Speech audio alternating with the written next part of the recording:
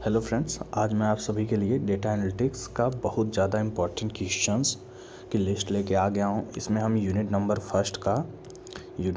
First का most important question करेंगे। ठीक है, तो चलिए शुरू करते हैं। सबसे पहले टॉपिक की तरफ चलते हैं। सबसे पहला टॉपिक है हमारा व्हाट इज़ डेटा एनालिटिक्स। ठीक है, डेटा एनालिटिक्स क्या है? तो डेटा एनालिटिक्स एक प्रोसेस है जिसमें रॉ डेटा को कलेक्ट, क्लीन, प्रोसेस और एनालाइज करके यूजफुल इंफॉर्मेशन, पैटर्न्स और डिसीजन मेकिंग इंसाइट्स निकाले जाते हैं। ठीक है, ये है हमारा डेटा एनालिटिक्स। तो इसको मैं समझाता हूँ आपको।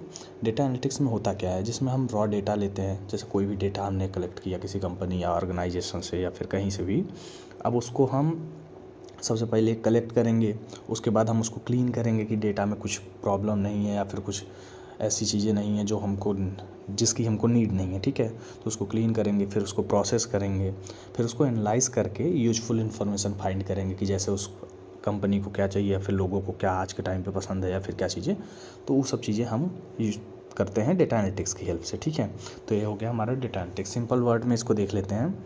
डेटा को समझने और उससे डिसीजन लेने का काम डेटा एनालिटिक्स कहलाता है। ठीक है, ये सिंपल वर्ड है हमारा। ठीक, अब हम देखते हैं sources of data. Data analytics में सोर्सेस क्या हैं? ठीक है, मतलब किसी भी काम करने के लिए आपको उस काम के बारे में पता होना चाहिए। ठीक है, तो वैसे ही डेटा एनालिटिक्स में डेटा को एनालाइज करने के लिए आपके पास डेटा होना चाहिए। ठीक है, तो सोर्सेस ऑफ डेटा यही बताता है कि हमारे पास डेटा जो आता है वो किन किन सोर्सेस से आता है। ठीक है, तो चलिए देखते हैं इनको।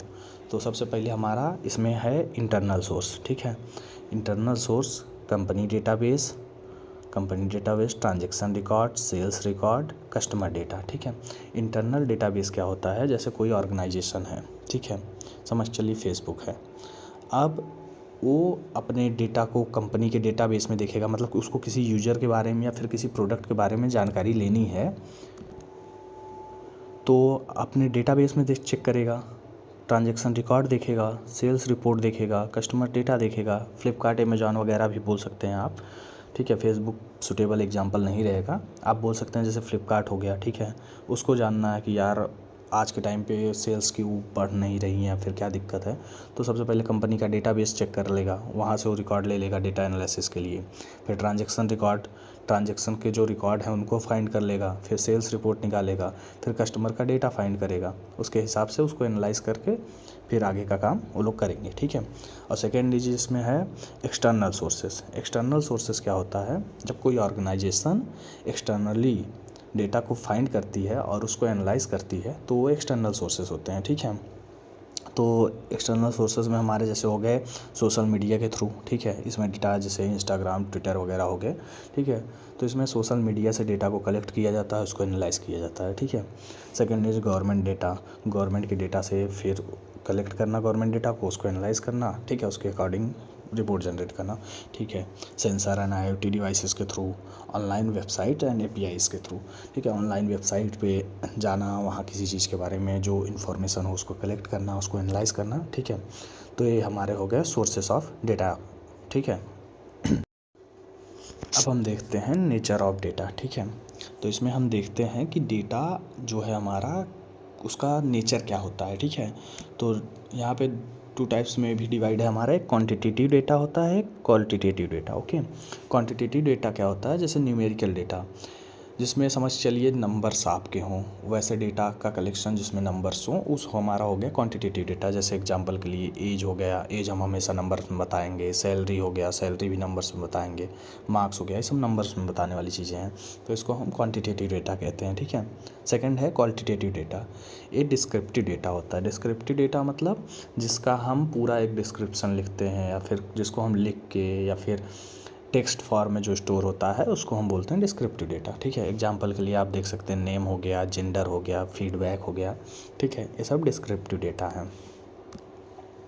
ठीक है, तो अब चलते हैं हम क्लासिफिकेशन ऑफ डेटा। ठीक है, ये भी अच्छा कुछ क्वेश्चन है एग्जाम में, तो आपको ये सब लिख के आना है। ठीक है, मैंने बहुत इजी वे में आपको एक्सप्लेन किया है सारी चीज़ें, आप सारा अच्छी तरीके से लिख के आइएगा अगर क्वेश्चन 7 मार्क में आ रहा है। नहीं तो वैसे इंडिविजुअली करके 1-2 मार्क्स में भी पूछ सकता है क्वेश्चन, 2-2 मार्क्स में। ठीक है, तो अब देखते हैं क्लासिफिकेशन ऑफ डेटा। ठीक है, तो इसका फर्स्ट टाइप हो गया स्ट्रक्चर डेटा। ठीक, तो इसमें प्रॉपर रो एंड कॉलम में होता है, ईजिली डेटाबेस में स्टोर होता है, ठीक है। तो जो स्ट्रक्चर्ड डेटा होता है हमारा, ये रोज़ एंड कॉलम्स में होता है, ठीक है। रोज़ एंड कॉलम्स में प्रॉपरली स्टोर होता है, एक ऑर्गेनाइज वे में स्टोर होता है, ठीक है। मतलब डेटा इधर उधर नहीं रहता, सिर्फ एक ऑर्गेनाइज वे फॉलो करता है जिसमें रो एंड कॉलम होते हैं, ठीक। इसको हम बोलते हैं स्ट्रक्चर्ड डेटा, ठीक। एग्जाम्पल में आप देख सकते हैं स्टूडेंट रोल नंबर, ठीक है, नेम, मार्क, ठीक है, ये सब चीज़ें हो गई, ठीक। सेकेंडरी हमारा है सेमी स्ट्रक्चर्ड डेटा, ठीक है। तो इसका एक फिक्स स्ट्रक्चर नहीं होता है, ठीक है। टैग या मार्कर्स होते हैं।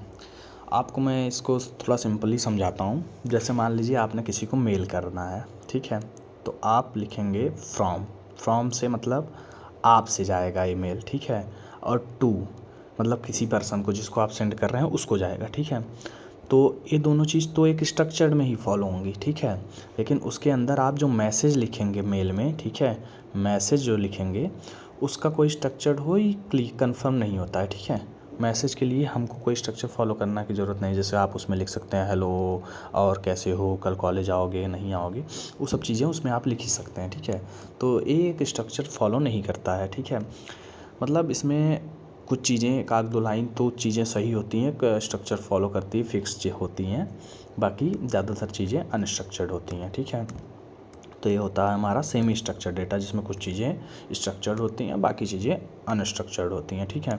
इसका आप एग्जांपल देख सकते हैं, XML हो गया, ठीक है, JSON फाइल हो गए, ठीक है, ईमेल्स हो गए, ठीक है। तो ये सब चीज़ें हो गई हमारी सेमी स्ट्रक्चर्ड डेटा में, ठीक है। फिर आ गया हमारा अनस्ट्रक्चर्ड डेटा। कोई प्रॉपर फॉर्मेट ही नहीं होता इसका। अनस्ट्रक्चर्ड मतलब पूरा अनऑर्गेनाइज्ड, ठीक है, कोई भी चीज़ें कहीं भी, और इसको मतलब एक ऑर्गेनाइज वे में कलेक्ट नहीं कर सकता हमारा डेटाबेस, ठीक है। तो इसमें कोई प्रॉपर फॉर्मेट नहीं होता है, एनालाइज करना इसका बहुत डिफ़िकल्ट होता है, ठीक है। तो एग्जांपल में आप देख सकते हैं image, video, audio, social media post, ठीक है, ये सब अनऑर्गेनाइज डेटा में आते हैं, ठीक है। अब अगले टाइप चलते हैं, तो इसमें हम देखते हैं कैरेक्टरिस्टिक्स ऑफ डेटा, ठीक है, कैरेक्टरिस्टिक्स ऑफ डेटा देखते हैं।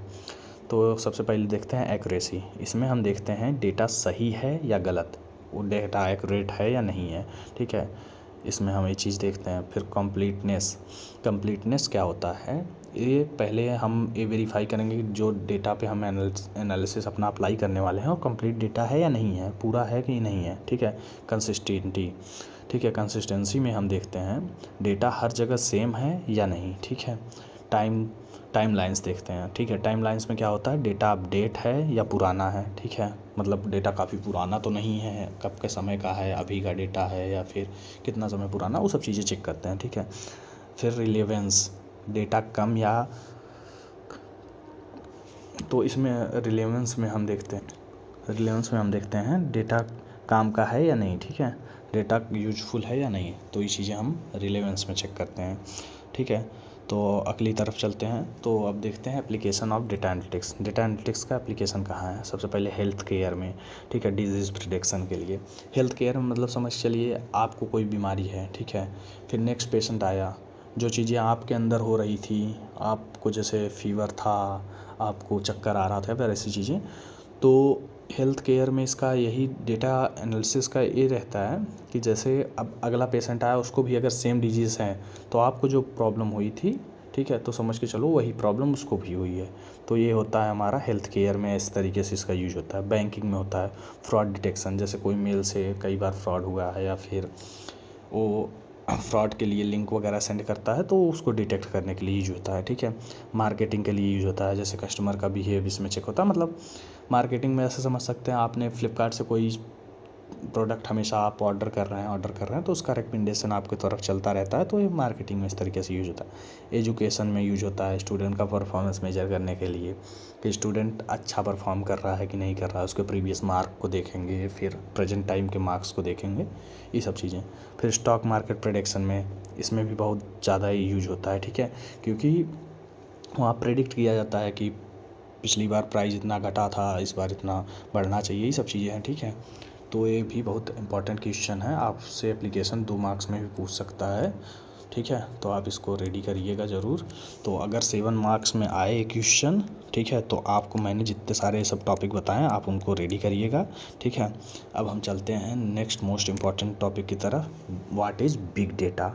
बिग डेटा क्या होता है, ठीक है।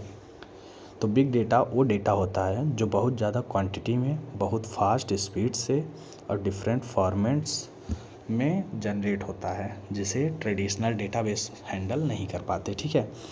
तो बिग डेटा हमारा वो होता है जब डेटा समझ के चलो बहुत ज़्यादा क्वांटिटी में, ठीक है, बहुत फास्ट स्पीड से और डिफरेंट फॉर्मेट्स में जनरेट होने लगता है, ठीक है।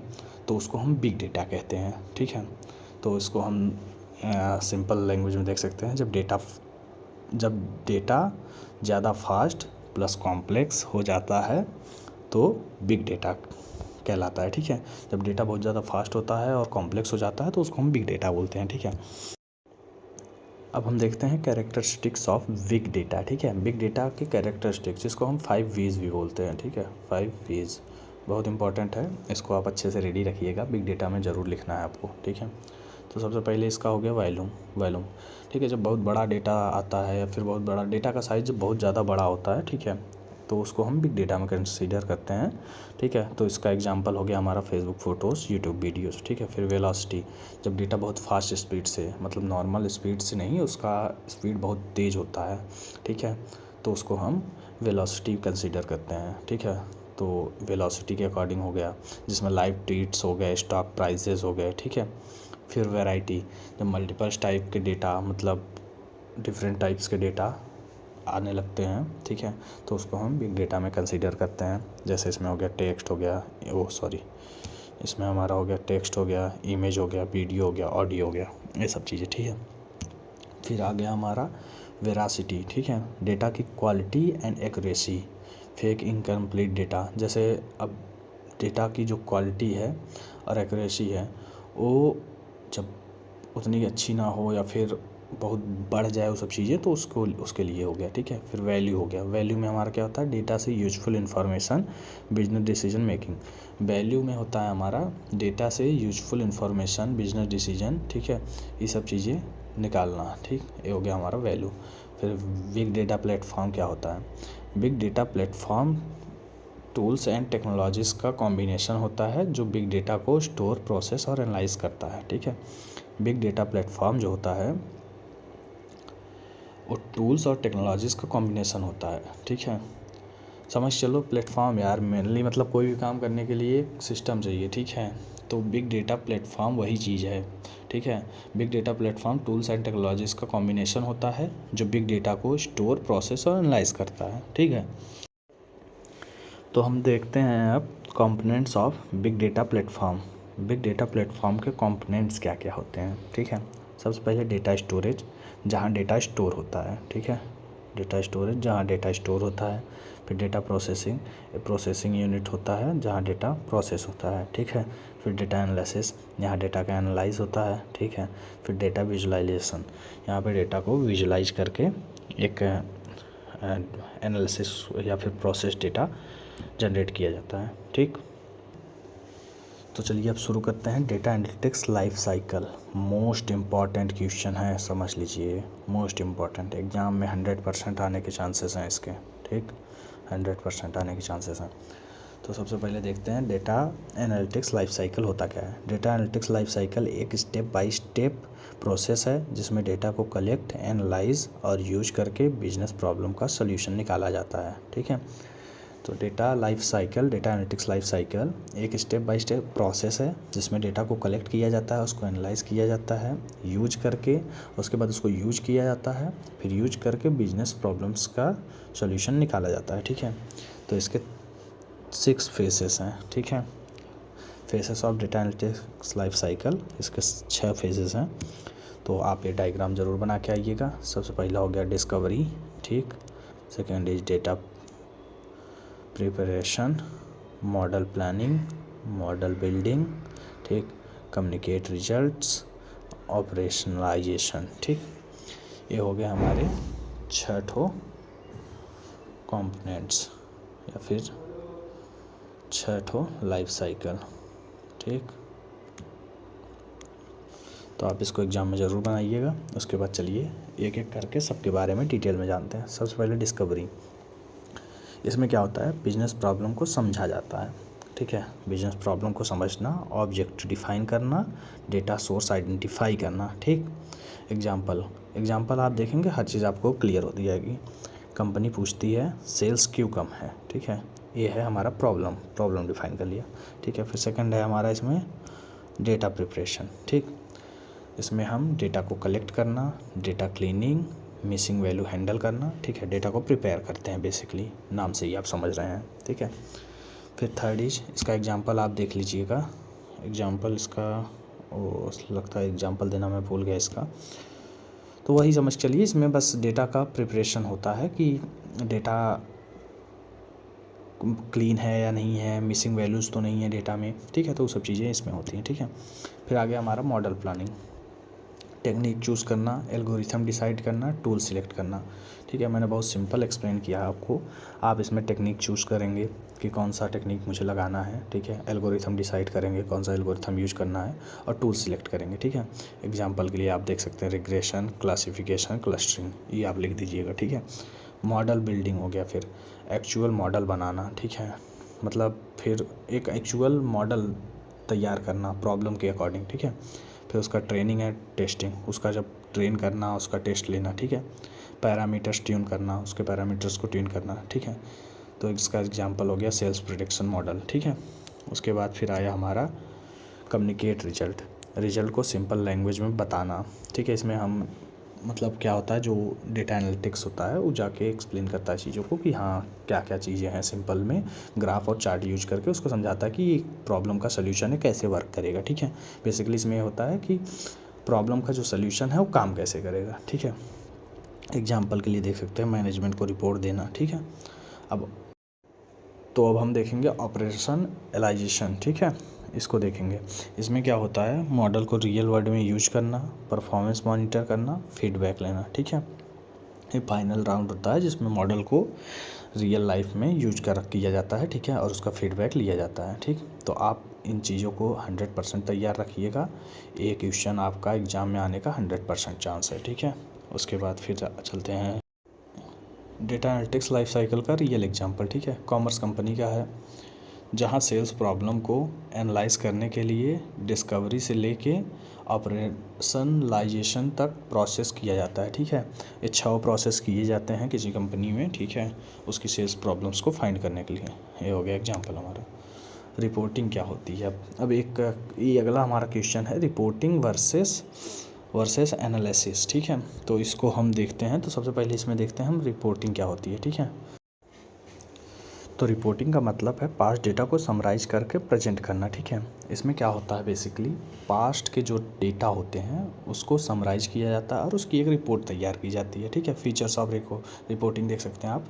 हिस्टोरिकल पास्ट डेटा हो गया, उसको एक फिक्स फॉर्मेट में अरेंज करना, ठीक है, बताता है क्या हुआ था, चार्ट, टेबल, डैशबोर्ड, इन सब के फॉर्म में एक रिपोर्ट तैयार की जाती है कि पास्ट में क्या हुआ था, क्या क्या था, क्या कैसी चीज़ थी, तो उसी को हम बोलते हैं रिपोर्टिंग, ठीक है। एग्जांपल में आप देख सकते हैं monthly sales report, attendance report, exam report, ठीक है। तो ये चीज़ें हैं। फिर एनालिसिस क्या होता है, एनालिसिस का मतलब है डेटा को डीपली स्टडी करके रीजन और फ्यूचर प्रेडिक्शन निकालना, ठीक है। मतलब इसमें क्या होता है, डेटा को डीपली स्टडी किया जाता है और उसका रीजन, प्रीवियस में जो भी उसका रीजन रहा हो, ठीक है, उसका फ्यूचर प्रिडिक्शन किया जाता है कि फ्यूचर में उसका क्या सोर्सेस है। Future of analysis, past, present plus future. ये पास्ट को भी एनालाइज करता है, प्रेजेंट को भी और फ्यूचर को भी, ठीक है। प्रेजेंट और फ्यूचर ये तीनों को एनालाइज करता है कि पास्ट में इसका क्या एडवांटेज था, पास्ट में इसका कैसा यूज था, प्रेजेंट में कैसे काम कर रहा है और फ्यूचर में इसका क्या स्कोप होगा, ठीक है। फ्लेक्सिबल अप्रोच, ठीक है। एग्जाम्पल के लिए आप देख सकते हैं डिसीजन मेकिंग में हेल्प करता है बेसिकली, ठीक है। एग्जाम्पल के लिए आप देख सकते हैं सेल्स क्यों गिरी, ठीक, नेक्स्ट मंथ सेल्स कितनी होगी, कस्टमर बिहेवियर एनालिसिस, ठीक है। तो ये चीज़ें हो गई हमारी, ठीक है। अब इसमें एक हॉट टॉपिक देख लेते हैं। रिपोर्टिंग बताता है क्या हुआ, जबकि एनालिसिस बताता है क्यों हुआ और आगे क्या होगा, ठीक है। रिपोर्टिंग सिर्फ प्रीवियस चीज़ों के बारे में बताता है, ठीक है, प्रीवियस में क्या हुआ उसका एक रिपोर्ट तैयार कर देगा, ठीक। लेकिन एनालिसिस जो है वो बताता है कि क्यों हुआ था पास्ट में वो चीज़ अभी क्या हो रहा है और फ्यूचर में क्या होगा। ठीक, इस चीज़ का एनालिसिस करते हैं। तो ये कुछ टॉपिक्स थे, बेसिकली 4 टॉपिक हैं जिनको अगर आप एग्ज़ाम में रेडी कर लेंगे तो आप इतना समझ चलिए आपका 100% सिलेबस कवर है। ठीक, वीडियो बहुत मेहनत से मैंने बनाई है, प्लीज़ लाइक करिए। ठीक, और सब्सक्राइब ज़रूर करिएगा चैनल को। Thank you.